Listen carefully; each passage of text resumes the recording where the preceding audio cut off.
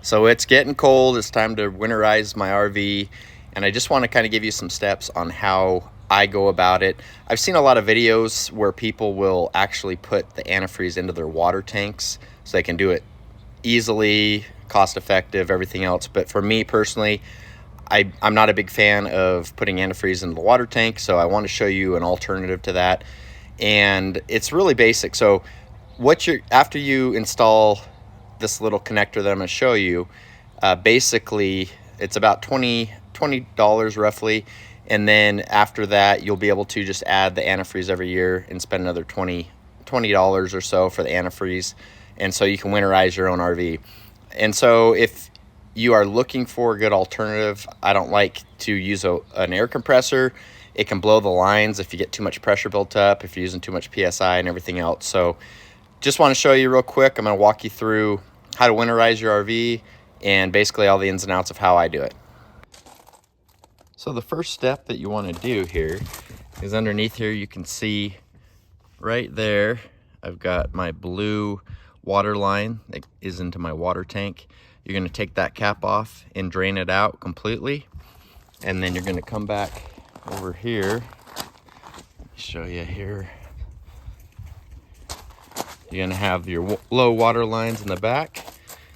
You're going to have two caps. Take those off and let all the water drain out, and then you'll be ready for step 2.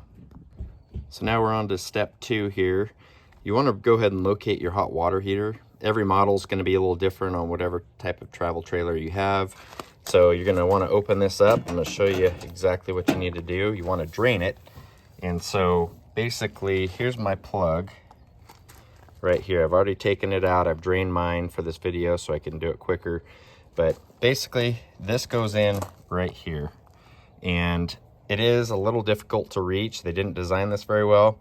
But if you get a 15/16 little wrench there, you can basically get up in here at just the right angle and get it out if you have the right tools. So pretty easy to do, just a little complicated.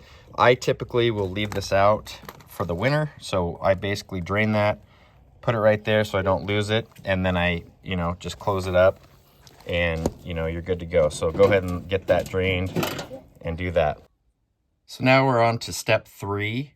And basically what you're going to want to do is find out where your hot water tank is on the inside. And you're going to find a little piece like this. This is basically going to close off the valve so that the water coming from the blue line doesn't go into the hot water heater anymore. Basically, you don't want any antifreeze going in there.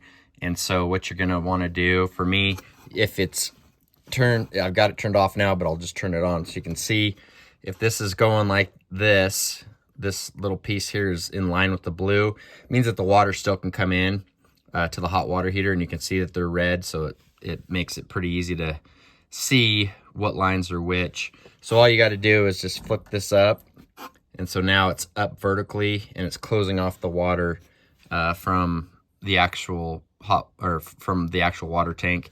And so now you're not going to get any antifreeze in here when we actually put the antifreeze into the actual lines. Okay, now we're on to step 4. So now that you still have the caps off of all 3 of the lines underneath your RV, then you've got the hot water tank open and completely drained, and you've shut off the water valve to the hot water tank. What you're going to do now is hit this pump button. And I've already done this, but basically what it'll do, you just hit the pump button, and you will see out of the back end of on the low valve side, on the back end of your RV, you'll see a bunch of water coming out. It won't be a ton, but you just want to run that for a little bit and make sure you're getting most of the water out of the lines. And you don't have to run it for a very long time. You also don't want to keep it on forever because you don't want your pump to burn up. But you just do that, and then you're good to go for the next step. Okay, so far, you've taken off the caps, drained the lines, you've drained the hot water heater, you've ran the pump to get the excess water out of there. Basically now, what we're going to do is go ahead and put those caps back onto the 3 lines that are underneath your trailer, and then we'll go on to the next step. So for the next step, you're going to want to install this piece here. Really easy to do. You basically just splice this line that is coming from the actual water tank, and right here you can see that it goes out to the blue tank. So you're going to install this, and what will happen is basically what I will do, and I'll show you here in a minute, this little cap comes off, and there's a little piece that little line that you will screw onto that, and then I will add antifreeze through this after I shut this little valve so that nothing goes down into the water tank. And so what this will do is it'll feed directly into the line here and push it through the actual water lines throughout the trailer. It's a great little thing to get because, like I said before, I don't want to put antifreeze into my water tank. That just doesn't make sense to me. So basically, great little option. So if you purchase this, you'll be able to, easily every year just buy the antifreeze, attach this, follow these steps that I'm giving you, and you'll be able to winterize on your own. Okay, so now we're in the next step here. So you've installed this piece here. I went ahead and took off the cap that goes right on the top there. And what you're gonna do, you can see this little lever right here, it's facing upward. And so when it's down, that's allowing the water to flow from the hot water tank all the way out, okay, into the lines.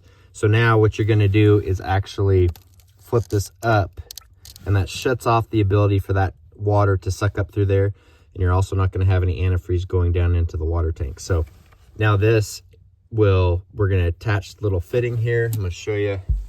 This comes with the kit that I showed you. I'm gonna attach that, and then I'm gonna put this end here into the antifreeze container and turn on the water pump. So I'm gonna go ahead and show you that now.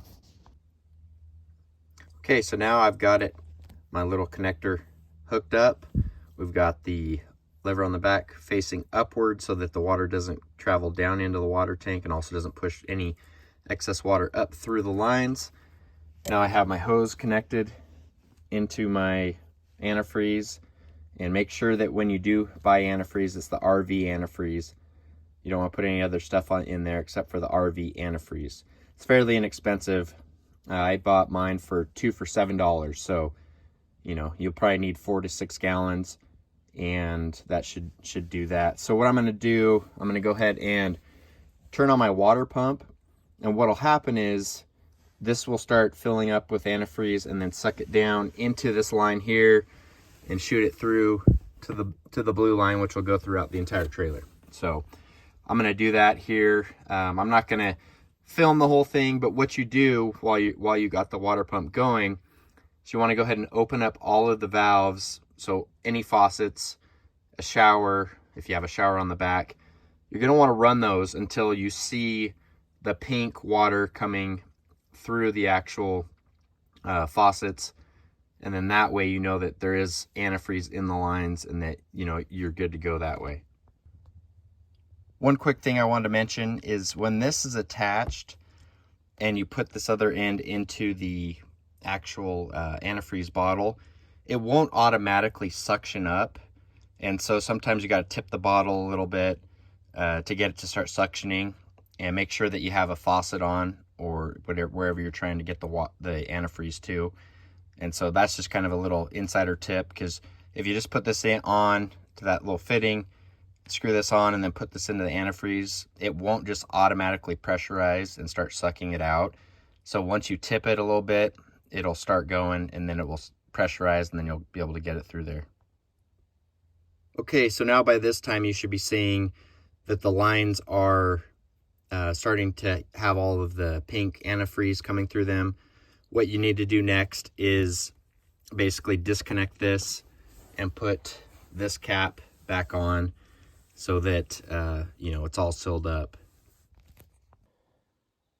Okay, so now that you've gone through, ran all your lines, you're getting pink water coming through everything, you want to make sure you do your toilet, your faucets, your shower, and then if you have a shower on the back like I do, you want to do that. Then what you're going to do, this is a very important step because there are P-traps in here, basically a little U shape that can store water.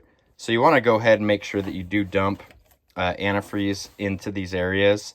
I already did it on here, but I do need to put it in the toilet as well. I usually do a gallon, so a full one of these in the toilet, just to make sure that whatever's sitting in there isn't freezing.